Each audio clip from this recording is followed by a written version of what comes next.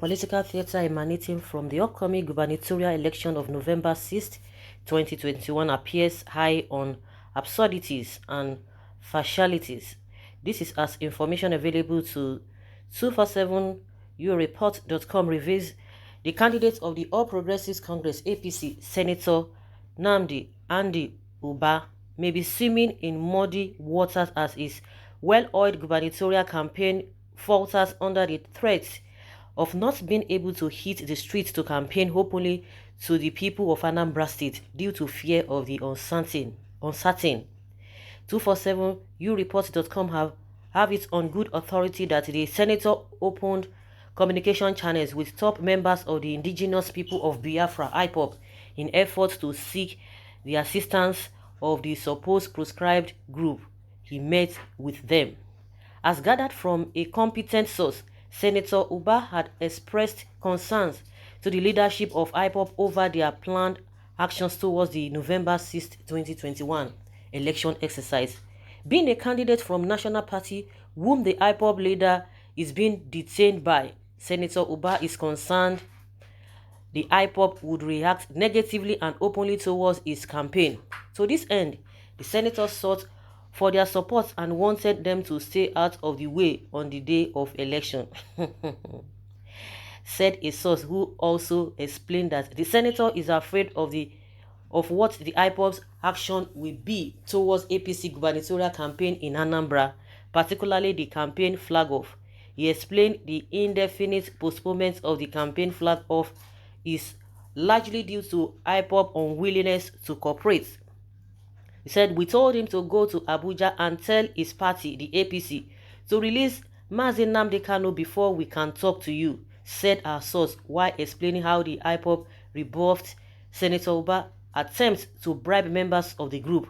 He explained that Senator Uba promised to try. The Biafra agitation group also noted to Senator Uba to ensure Mazi Nnamdi Kanu appears in court his next court date. It is uncertain what efforts the former senator of the Southern District of Anambra State is making towards seeking the release of Mazi Nnamdi Kanu from the DSS detention center, or what his efforts are towards ensuring Mazi Nnamdi Kanu appears in court for his next court date. It's certain he is afraid of the potential threat posed by the group in challenging the perceived imposition of an APC candidate in Anambra. Presently, the APC and Senator Uba are not campaigning openly in the classic manner, where the candidate assembles a crowd and addresses them. He has become relegated to house-to-house visits and to funerals and weddings. The spokesperson for the APC in Anambra, Mazi Okele, discounted the question of Senator Uba's absence at the campaign trail as outlandish. In his words, the question is outlandish. Nobody was campaigning like Andy Uba before now. Now, only Governor Obiano is able to campaign. When the state chairman of APC, Basi AGDK, was contacted of the absence of Andy Uba on the campaign trail, he did not respond. Well, it's so unfortunate that these are the things we are experiencing. One thing I've come to realize is that everybody's engrossed with campaign or whatever. But at the end of the day, what can these people offer? Let's even forget whether Ipob is threatening them or whatever. At the end of the day, if they get there, what will they be able to offer the people? Are they going to be doing the bidding of the people? The answer is no. We have a sitting governor now. What has he done? Other governors from other states, what have they done to better the life of the people? That is so ridiculous, and they allow the people to be engrossed, or the people themselves want to be engrossed in all of this party play here and there.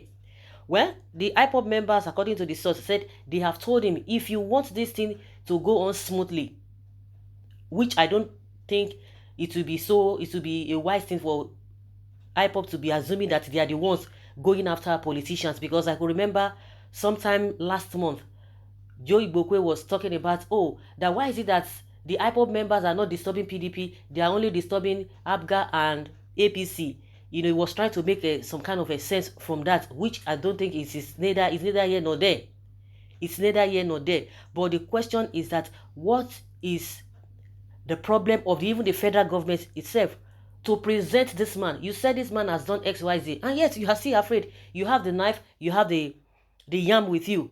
You have already arrested him. It's in the custody. Then bring him to court. I don't know this delay tactics. According to what the federal government told us, that it was the help of other countries that it was made possible for them to have brought Nnamdi Kanu.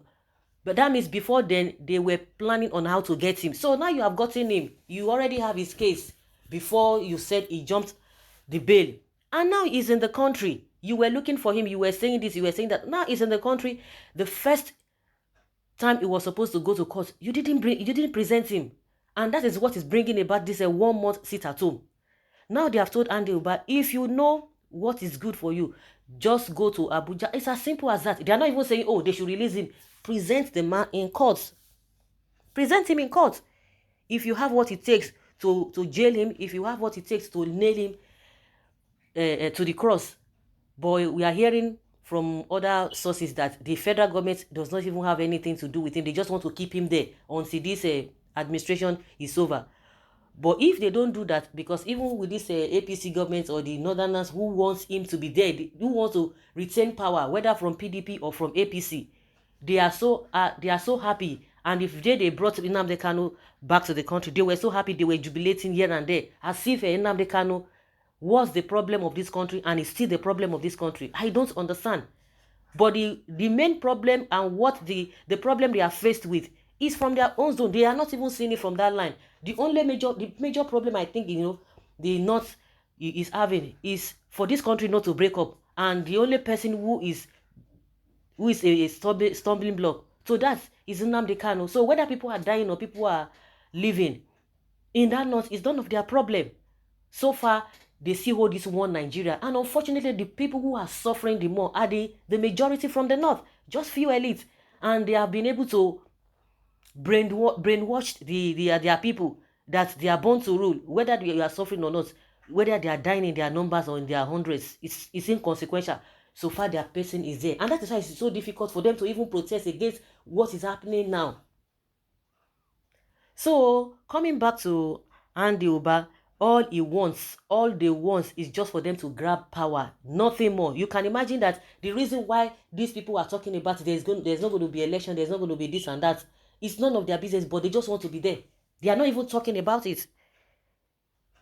So now they have resulted in going for house-to-house campaign. God will help all of them. But one thing I just want people to understand is that we just have to be selfish to ourselves, just to be selfish, just as they are selfish. Selfish in the sense that you as a person in all of this, where will all of this they are moving from left to right, where will it put you? How is it going to favor you at the end of the day? Because these guys are just there for themselves. But you that you are always supporting them, you are always going after them. Oh, you love APC, you love PDP, you love this man, you love the other man.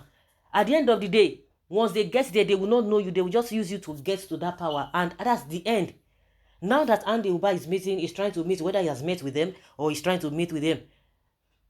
Let's say, for example, he gets what he wants. Do you think he's going to be listening to anybody? No. So you need to be selfish too, that at the end of the day, as a person, what am I going to benefit? And what will the people benefit at the end of the day? It's not just a matter of running after all these politicians.